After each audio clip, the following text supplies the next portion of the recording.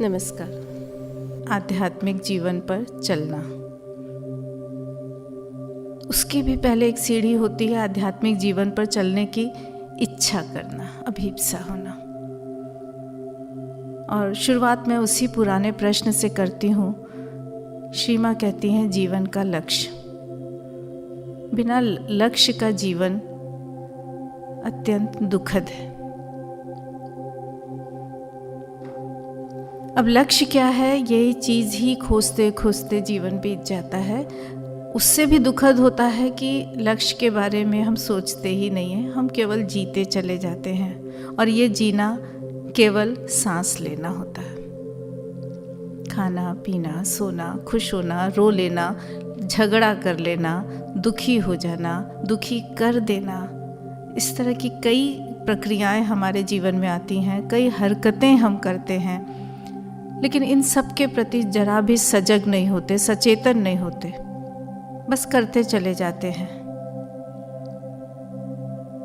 माँ कहती है कि दुखद यही है कि अधिकांश लोग सचेतन हैं ही नहीं। वो इतने अचेतन रूप से सिर्फ अपनी आदतों के अनुसार एक यंत्र के समान, एक मशीन के समान सब कुछ करते चले जाते हैं। उनमें और पशु में कोई खास फर्क नहीं है, क्योंकि मनुष्य का जीवन पशु के जीवन से पूर्णतः भरा हुआ है। पाशविकता से हम मुक्त होते हैं तब जब हम सचेतन होते हैं। अंतर सिर्फ इतना है कि प्राण जगत के बाद मनोमय जगत आ गया, मन का आगमन हो गया। एक सामान्य प्राणी में, पशु में और मनुष्य में, दोनों में अंतर सिर्फ इतना आ गया कि मनुष्य के पास मन है। और ये मन जो है ये उसको बिल्कुल अलग कर देता है। फिर मन की विभिन्न श्रेणियाँ, श्री अरविंद का नाम लेते ही लगता है कि ये मन सिर्फ उतना नहीं है जितना हम समझते हैं। इसके अपने कितने स्तर हैं। भौतिक मन तक हम सभी परिचित हैं। मन ने कहा ऐसा करो, मन ने कहा ये मत करो, मन ने कहा ऐसा होना चाहिए, हमारा मन करता है ये करें। ये मन बिल्कुल ही सतही मन है जो सिर्फ सांसारिक जीवन में हमें रास्ता दिखाता है। और हम सोचते हैं कि हमारे पास तो मन से मतलब यहाँ पर माइंड से लीजिएगा, एक बड़ी सूक्ष्म सी चीज़ हो जाता है ये माइंड और हृदय। ये दोनों ऐसे तत्व हैं जो डॉक्टर देख के बता देता है कि ये ब्रेन है तुम्हारा और इधर हार्ट है, ये बंद हो गया तो तुम चल दिए। लेकिन ये जो माइंड है, इसमें भौतिक मन के जो अलग अलग सतह, फिर ऊपर उच्च मन तक हम जाते हैं और फिर अति मन पे चले जाते हैं। ये श्री अरविंद के अलावा मैंने और कहीं नहीं पढ़ा था। आजकल हम सिर्फ ये कर रहे हैं कि हमारे प्रश्न और श्री माँ के उत्तर। जो पहला प्रश्न मैंने यही लिया था कि किसी ने माँ से पूछा था कि आध्यात्मिक जीवन का आरंभ कहाँ और कैसे होता है, कब होता है। और उन्होंने सीधे कहा कि आध्यात्मिक जीवन का आरंभ तभी शुरू होगा जब हम अपने चैत्य से, अपने साइकिक से जुड़ पाते हैं, जब हम महसूस कर लेते हैं कि हमारे चैत्य पुरुष अंदर कहाँ है, उससे हमारा संपर्क हो जाता है और उसमें छिपी ईश्वरीय शक्ति को, ईश्वरीय प्रभाव को, ईश्वरीय कृपा को हम पहचान लेते हैं, अनुभव कर लेते हैं। जाहिर है उसके बाद फिर हमें उससे ऊपर कुछ नहीं दिखता और हम उसके आज्ञा पालक बन जाते हैं। अब फिर हमारे हर कर्म की प्रेरणा, हमारे हर काम का मार्गदर्शन हमारा चैत्य करता है। चैत्य का संपर्क निरंतर दिव्य शक्ति से होता है। वो ईश्वर का कण होता है, उससे जुड़ा होता है। वो ही छूटा था जब श्री माँ की उस कहानी में कि सृष्टि कैसे बनी, सत्य के साथ असत्य जुड़ा, प्रेम के साथ दुख जुड़ा, प्रकाश के साथ अंधकार जुड़ा, जीवन के साथ मृत्यु आ गई। जैसे ही हम चैत्य से कटते हैं, हम ईश्वर से कट जाते हैं और उसके बाद हम केवल भौतिक मन, भौतिक प्राण और शरीर तो है ही है पूर्ण रूप से भौतिक, इसमें रह जाते हैं जो हमें अज्ञानता के अंधकार में देता है। ये भौतिक आंखें हमको यहाँ से कितनी दूर दिखा सकती हैं, उसके बाद का हमको कुछ नहीं दिखता। यहाँ तक कि हमारी आंखों के सामने फैला हुआ समुद्र हमें पता है कि खत्म नहीं हुआ यहाँ, उसके बाद भी हमें उतना ही दिखता है। इसकी सीमित दृष्टि जो है ये बताती है कि कहीं तो कुछ ऐसा है जो हम नहीं देख पा रहे हैं। ये पहला ज्ञान हमको मिलता है अपनी अज्ञानता का। मैं अक्सर अपने बच्चों से भी कहती हूँ स्कूल में कि तुम्हें जो पता है, अगर वो तुम्हें पता नहीं है तो उतना नुकसान नहीं है, उससे कुछ ज़्यादा नहीं बिगड़ता। पर तुम्हें क्या पता नहीं है, इसका पता करना बड़ा ज़रूरी है। बच्चे हंस के उड़ा देते हैं, पर मुझे लगता है कहीं ना कहीं उनको अंदर ये बात छूती है। हमें तो ये भी नहीं पता कि हमें क्या नहीं पता है। श्री माँ ने उस प्रश्न का उत्तर यही समझाया कि जब हम चैत्य से जुड़ जाते हैं, उसका मार्गदर्शन पाते हैं और उसी से प्रेरित होकर, उसी के इंस्पिरेशन से अपने सारे कदम उठाते हैं, काम करते हैं, जीवन की बागडोर उसके हाथों में सौंप देते हैं, तब सही अर्थों में हम आध्यात्मिक जीवन जीना शुरू करते हैं। उसके पहले हम केवल एक अभीप्सु हैं जो आध्यात्मिक जीवन की अभीप्सा करता है, इच्छा करता है। उसके पहले हम सिर्फ इतना भर जानते हैं कि ओह कुछ है जिसे ईश्वर कहा जाता है, जिसके लिए जीवन जिए तो शायद हम आगे बढ़ेंगे, पर वो भी कम नहीं है। कम से कम पहली सीढ़ी तो उसको, पहला कदम तो हम मान ही सकते हैं कि हमने सुन लिया कि ईश्वर कुछ है। और उसके बाद उस अभीप्सा को अगर दृढ़ता के साथ बनाए रखें, उसके अंदर थोड़ा सा विश्वास और आस्था का पुट डालें, तो हम धीरे धीरे आगे बढ़ेंगे। लेकिन वही है कि जैसे ही हम सांसारिक चीज़ों में उलझने लगते हैं, वो अभिप्सा हमारी दब जाती है। फिर हम खोजते हैं कुछ जानकार लोगों को जो हमारा मार्गदर्शन करें, विभिन्न रास्तों को खोजते हैं। इस पर भी किसी ने पूछा माँ से कि धर्म और अध्यात्म में क्या अंतर है। धर्म पूरी तरह से एक मानसिक अवधारणा है। मानसिक अवधारणा, मेंटल कंसेप्शन हम कह सकते हैं, जो हमारे वैचारिक तारों से बना हुआ एक जाल है या एक संरचना है। ऐसा नहीं है कि जो लोग धर्म के रास्ते पर चले उन्होंने अध्यात्म को नहीं पाया या आध्यात्मिक जीवन नहीं जिया, पर उसमें कठिनाइयां हैं, क्योंकि वो एक मनुष्य है जिसने कोई अनुभूति कर ली, उसको कहीं कोई अनुभव प्राप्त हो गया, मान लीजिए उसे सिद्धि ही प्राप्त हो गई। उसके बाद उसने इस अनुभूति को रचनात्मक रूप देना शुरू कर दिया, लिखना शुरू कर दिया, उसके नियम बनाने शुरू कर दिए, लोगों को बताया तुम्हें ऐसा करना चाहिए, ऐसा करना चाहिए, तभी तुम ईश्वर को पा सकते हो। ये भी बता दिया कि ईश्वर को पाना ही हमारे जीवन का लक्ष्य है, जो बिल्कुल सच है, जिसको माता जी कहती हैं कि इसके अलावा और कोई लक्ष्य है ही नहीं।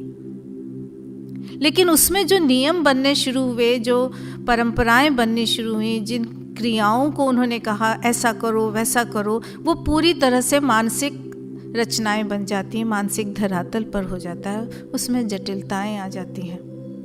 अब सवेरे उठकर स्नान किए बिना अगर ईश्वर को प्रणाम कर दिया तो हमने ईश्वर को अशुद्ध कर दिया। एक कितना हास्यास्पद सा एक विचार, एक संस्कार हमारे अंदर आ जाता है।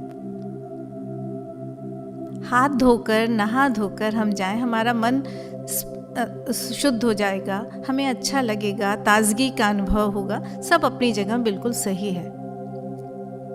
मगर ईश्वर को हम नहीं छुएंगे, ईश्वर की मूर्ति को हम तब तक नहीं छुएंगे जब तक हमने आज स्नान नहीं किया है।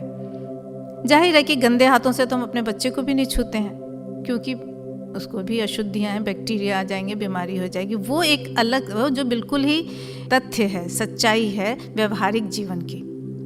लेकिन जो संस्कारों की जकड़न में हम आते हैं, उससे मदर कहती हैं बचना चाहिए। संस्कार हमको घेर लेते हैं।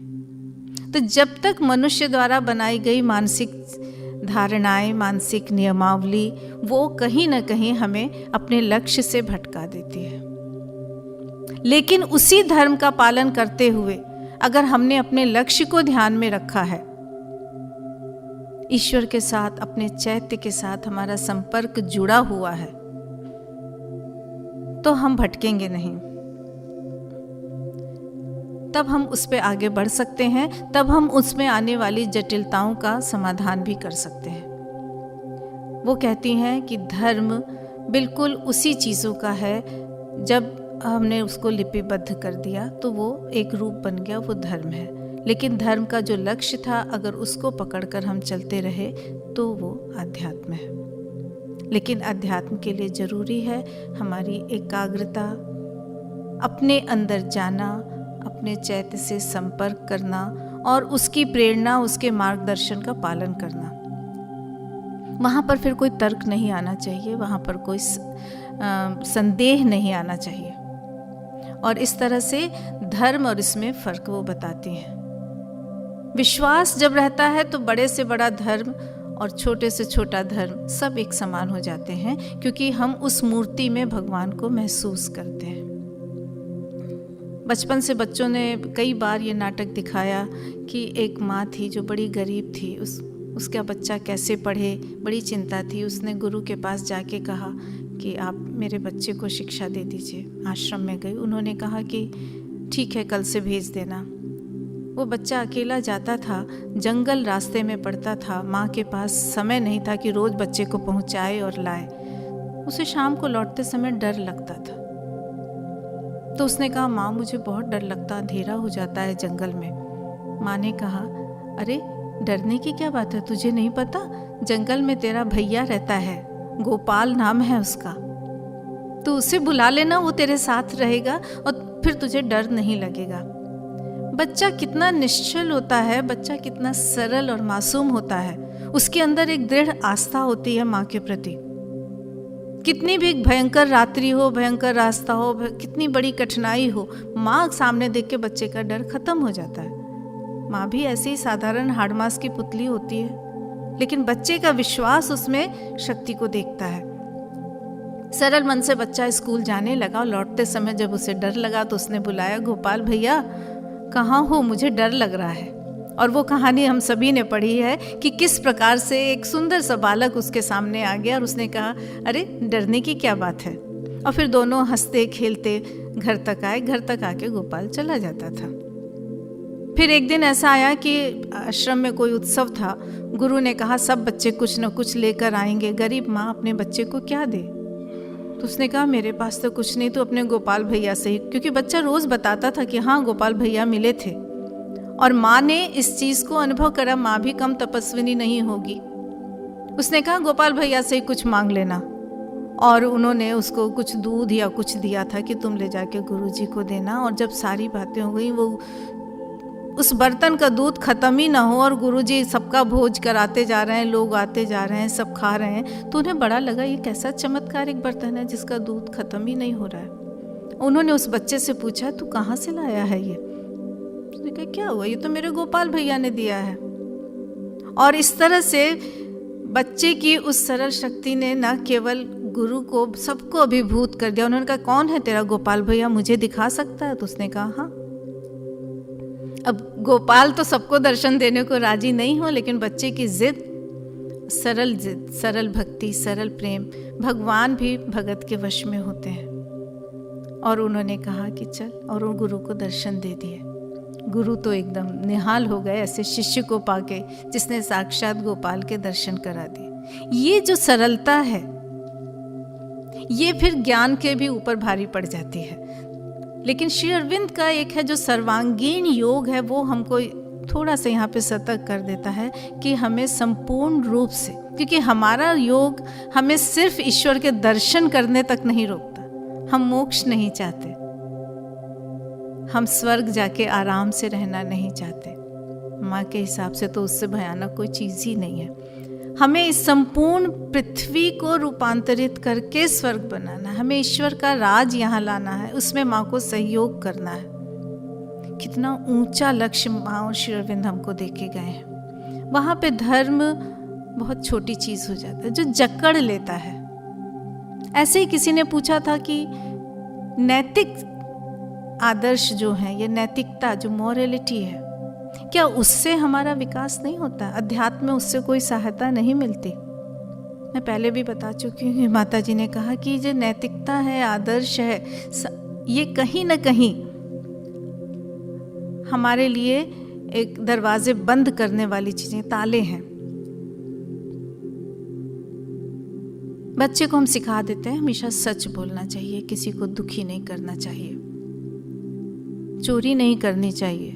बच्चा वो लेकर चलता है और हम भी बड़े होकर कहते हैं हम तो बड़े अच्छे हैं, और जैसे ही आ गया हम बड़े अच्छे हैं, कहीं ना कहीं घुस गया हम हमारे अंदर। फिर हम तो बड़े संतोषी हैं जी, हमें तो कुछ चाहिए नहीं, लालच नहीं करना चाहिए, और हम वहीं पर रुक जाते हैं। संतोषी होते ही हमारा विकास रुक जाता है, गतिशीलता बंद हो जाती है, और गतिशीलता हमारे योग की खास विशेषता है। तो नैतिकता को वो कहती हैं कि वो सारी चीजें ऐसी हैं जो जिनका अध्यात्म से कोई संबंध नहीं है। इस चीज पे कई बार बहस हो जाती है हम लोगों की जब हम आपस में बात करते हैं, क्योंकि हम देख नहीं पाते। तब होता है कि इतना होने के बाद भी ईश्वर ने हमको इतना दुख क्यों दिया।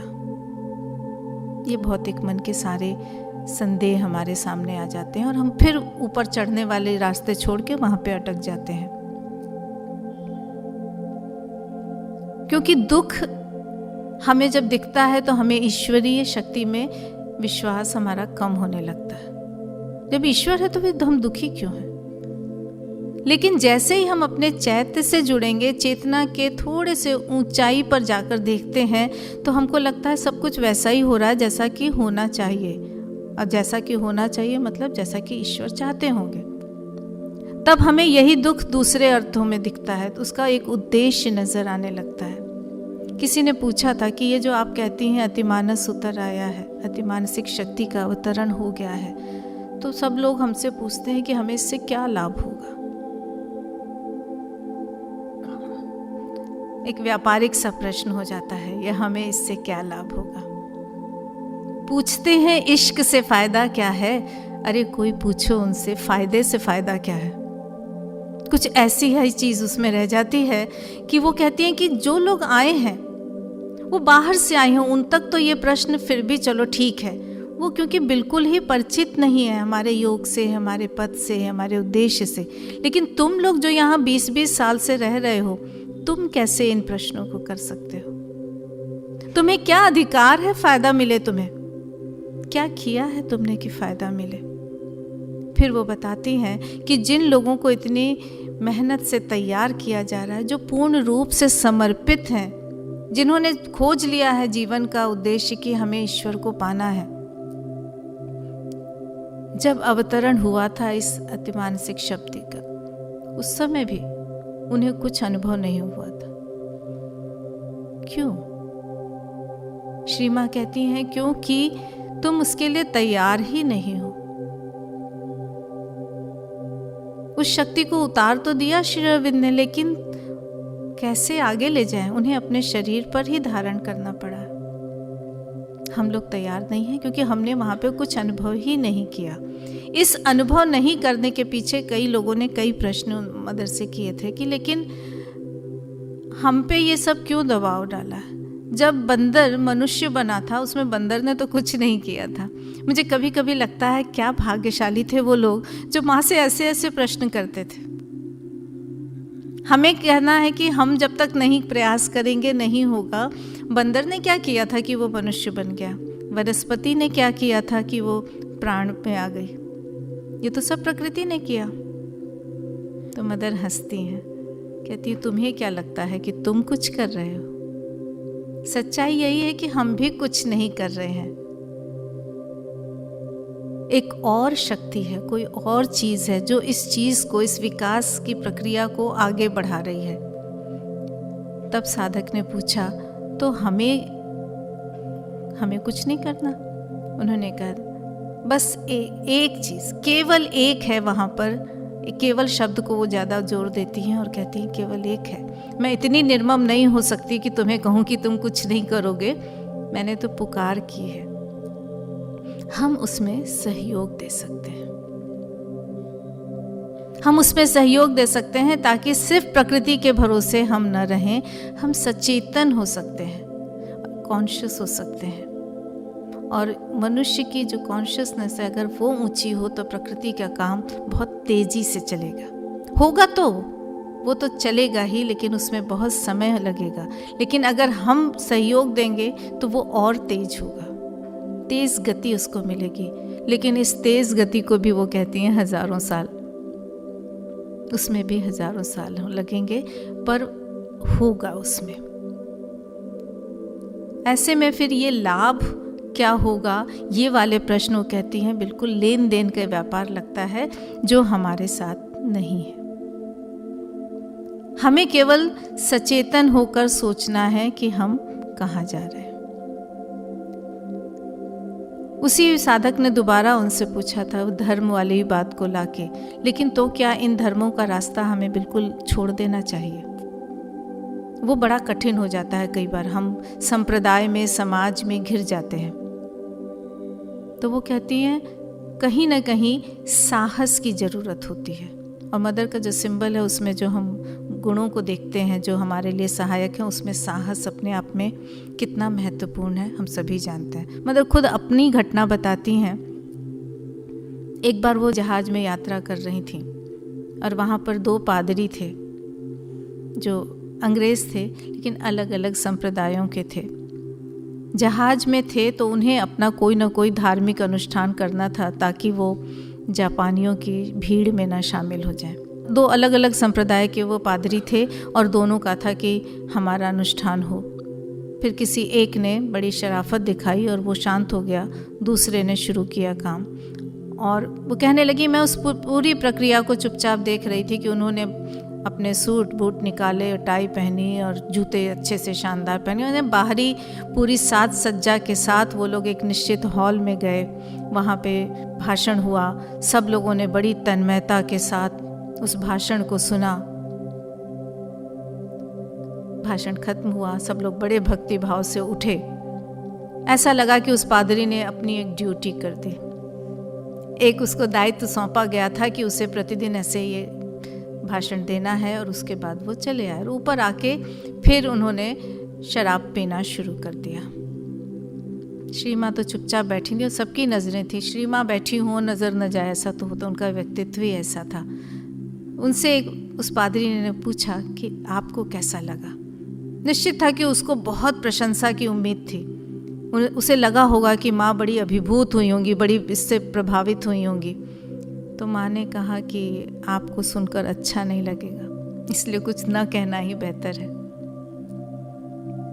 उन्होंने कहा नहीं, बहुत आग्रह किया, पीछे ही पड़ गए, क्योंकि पूरा विश्वास होता है कि हम इतनी ऊंची बातें कर रहे हैं, कैसे नहीं अच्छा लगेगा सबको। माँ ने कहा मुझे दुख है कहते हुए कि आप बिल्कुल सच्चे नहीं, आपके इन सारी प्रक्रियाओं में मेरा बिल्कुल भी विश्वास नहीं है, मैं इससे सहमत नहीं हूँ।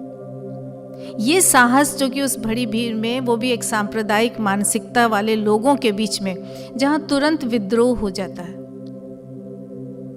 और फिर अकेले उसका सामना करना, ये वही कर सकता है जिसके अंदर दिव्य शक्ति हो, जिसके अंदर ईश्वरीय शक्ति के प्रति दृढ़ विश्वास हो, वही कर सकता है।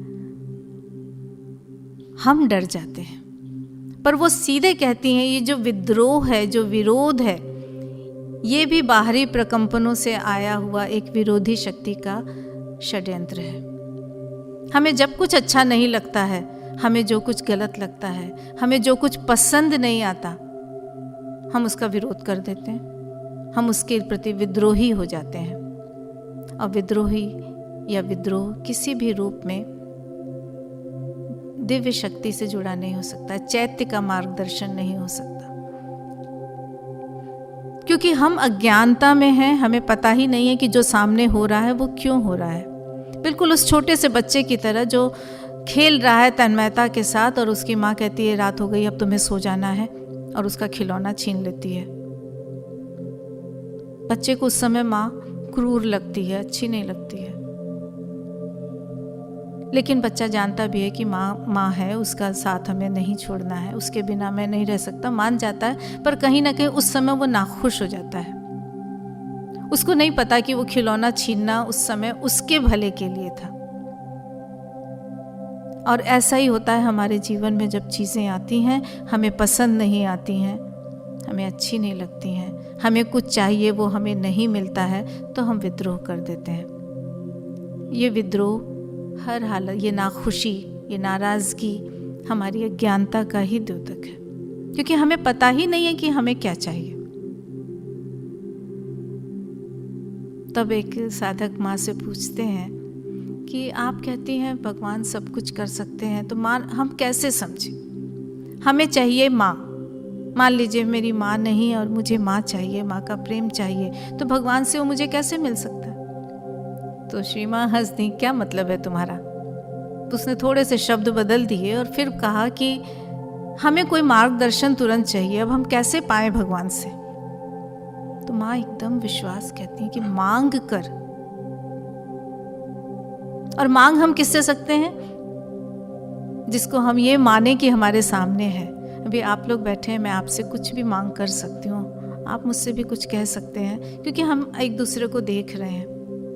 ईश्वर को हम इस तरह से इन भौतिक आंखों से देख नहीं पाते, तो कई बार हम मांग भी नहीं पाते।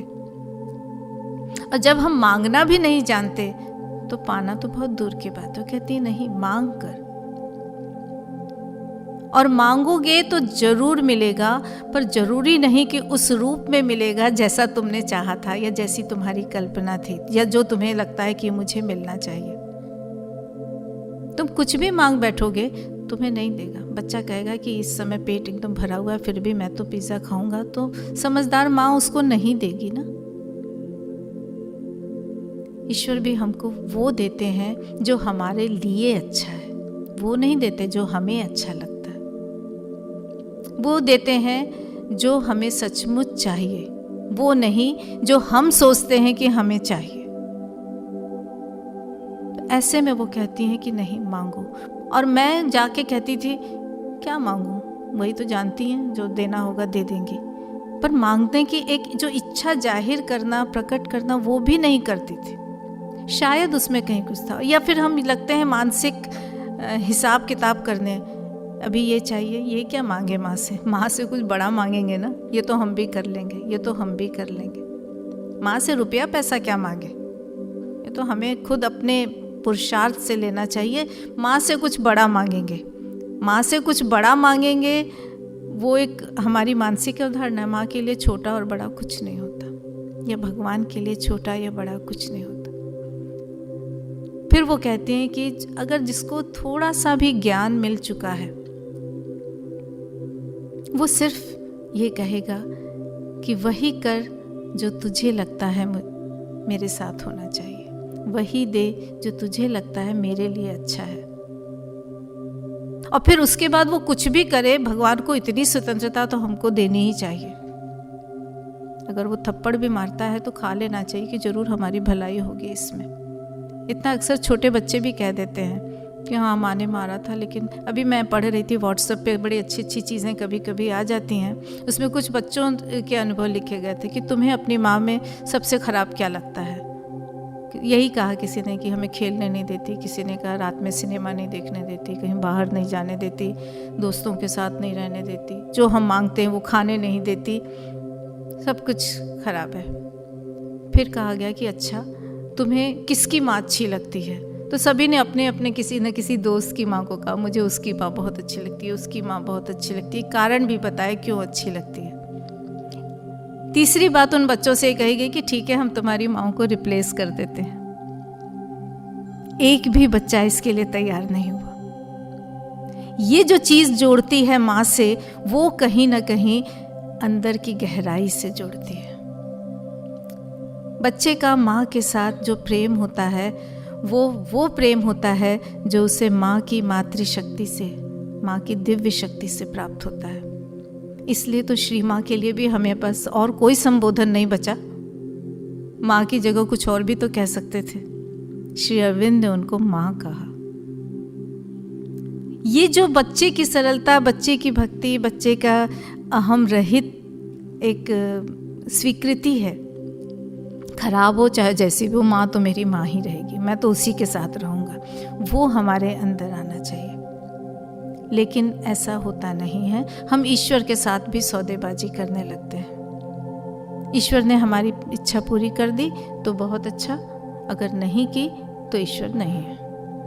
जब हम ईश्वर पे ही संदेह करते हैं तो बाकी उसमें क्या, माँ कहती है संदेह बिल्कुल भी नहीं स्वीकार है। और वो तभी होगा जब समर्पण होगा। संदेह होगा तो समर्पण हो ही नहीं सकता। ऐसी इस चीज़ों में करके सबको लगने लगा तो किसी ने पूछा कि ठीक है, तो फिर इस पृथ्वी जीवन का मतलब क्या है? इतने सारे लोग हैं, सब में तो वो नहीं है कि ईश्वर को पाना, सब तो नहीं मानते। तो कहते हैं इसीलिए आज पृथ्वी का जीवन ऐसा है, लेकिन उसको रूपांतरित करना ही तो हमारा काम है। इसीलिए तो श्री अरविंद ने यह योग पथ दिखाया है। पार्थिव जीवन इसी लक्ष्य को लेकर चलता है कि इसी पृथ्वी में ईश्वर की उपलब्धि करनी है, इसी को ईश्वर मैं करना है, यहाँ पर ईश्वर का राज स्थापित करना। वरना वो कहती हैं कि पूरी तरह से यह पृथ्वी का जीवन राक्षसी जीवन हो जाएगा। और यही जो विपरीत शक्तियों का है, वो कहानी जो कि सृष्टि बनी इसीलिए थी। शक्ति उतरी जड़ में उतरकर उसने चेतना का प्रवाह शुरू किया। लेकिन जब वो नीचे उतरी तो वो सत्य को लेकर, प्रकाश को लेकर, जीवन को लेकर और प्रेम को लेकर आई। ये चारों तत्व हैं जो ईश्वरीय तत्व माने जाते हैं। ये चारों वो दिव्य तथ्य हैं या तत्व हैं जो कि ईश्वर को प्रकट करते हैं। वो कहती हैं कि कहानी यही थी कि एक ऐसी सृष्टि बने जिसमें ईश्वर अपने को प्रकट कर सके, अपना प्रतिबिंब देख सके, अपनी प्रतिछाया देख सके। ईश्वरीय में सृष्टि होगी तो उसमें सब कुछ दिव्य होना चाहिए। लेकिन मामला वहीं गड़बड़ हो गया। इन तत्वों को लेकर शक्ति उतरी कि तुम्हें मेरी सहायता करनी है और ईश्वर को प्रकट करने वाला एक संसार बनाना, एक सृष्टि बनानी है। सत्य को लगा, वाह, मुझे बुलाया गया, मेरा कितना महत्व है, मैं ही तो सत्य हूँ, बाकी सब क्या है। और जैसे इस अहम का उसमें विचार आया या अहम बना, वो ईश्वरी दिव्यता से कट गया। ईश्वर के तत्व आए थे ये चारों, जिन्हें लेकर शक्ति, क्योंकि बिना ईश्वर के तो शक्ति कुछ नहीं कर सकती थी, और शक्ति को ईश्वर ने बनाया था इस सृष्टि की संरचना के लिए। सत्य इस अहम से जुड़ गया और कट गया तो बड़ी परेशान हुई। धीरे से प्रेम की तरफ देखा। जब हमारे साथ कुछ दुखद होता है तो हम प्रेम खोजते हैं। प्रेम के अंदर भी दुर्भाग्य से वही अहंकार कूद गया और उसने कहा, वाह, बिना प्रेम के क्या है? संसार में प्रेम न रहे तो क्या संसार बनेगा, क्या सृष्टि तैयार होगी? और उस अहंकार ने दुख को जन्म दे दिया। अब शक्ति की नजर दौड़ी प्रकाश की तरफ। भाई, ये अज्ञानता का अंधकार फैल रहा है, प्रकाश दिखाओ। फिर वही हुआ। जैसे ही हमें कुछ करने का मौका मिलता है और हम ये सोच लेते हैं कि हम कर रहे हैं, वो हमें दिव्यता से, ईश्वर से काट देता है। प्रकाश ने भी यही सोचा, मेरे बिना तो कुछ दिखेगा ही नहीं, और अंधकार छा गया। आई थी चेतना का प्रसार करने के लिए शक्ति, कि जड़ में चेतना फैलाकर एक सृष्टि बनाएगी जिसमें ईश्वर का प्रतिबिंब नजर आएगा। और ईश्वर का प्रतिबिंब मतलब ये सारी दिव्य चीजें। अब उसने जीवन को देखा और जीवन ने कहा, सब कुछ रह के अनुभव कैसे होगा जब तक कि जीवन नहीं होगा? क्योंकि प्राण तो था ही, प्राण के बिना तो हम कुछ रहते ही नहीं जो हम अनुभव करें। अब बस इस अहंकार ने जीवन के साथ मृत्यु को जोड़ दिया। शक्ति एकदम घबराई। उन्होंने फिर ईश्वर का ध्यान किया और कहा कि हे प्रभु, ये तो सब गड़बड़ हो गया। इस असत्य को लेकर, इस अंधकार को लेकर, इस दुख को लेकर और फिर मृत्यु के साथ मैं ऐसी सृष्टि कैसे बनाऊं जो आपको दर्शाती हो? ये तो आप नहीं है। फिर माँ कहानी आगे सुनाती हैं कि प्रभु ने कहा, ये तुमने अपने से क्यों कटने दिया? चलो एक बार फिर से प्रयास करो और ध्यान रखना कि तुम्हारे द्वारा ये सब मुझसे जुड़ते रहें। और फिर वो कहती हैं कि देवताओं का निर्माण किया गया। देवता थोड़े ज़्यादा आज्ञाकारी थे। देवता ही मतलब जिसमें दिव्यता हो। और देवताओं ने आकर शक्ति की सहायता करनी शुरू की और फिर वहीं से वो संघर्ष शुरू हो गया जो आज तक चला जा रहा है। सत्य का सत्य से, प्रेम का दुख से, प्रकाश का अंधकार से और जीवन का मृत्यु से। इनके साथ जितनी अहंकार युक्त चीज़ें आईं वो अदिव्य हो गईं, विरोधी शक्तियां बन गईं। सत्य अब भी है लेकिन लड़ना पड़ता है उसे असत्य से। प्रकाश अब भी है, ऐसे ही प्रेम अब भी है, जीवन भी है, लेकिन वो जीवन नश्वर हो रहा है। श्री अरविंद हमें बताते हैं कि हमें इसे अमर्त्य बनाना है।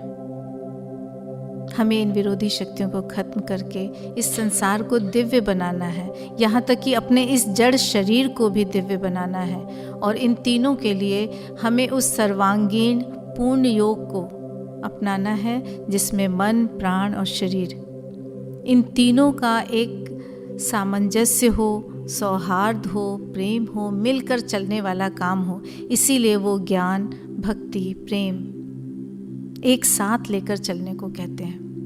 ज्ञान भी जरूरी है क्योंकि वही बताता है कि सच्चाई क्या है, लेकिन ईश्वर से प्रेम करना ही सच्चाई है, इसलिए प्रेम भी जरूरी है।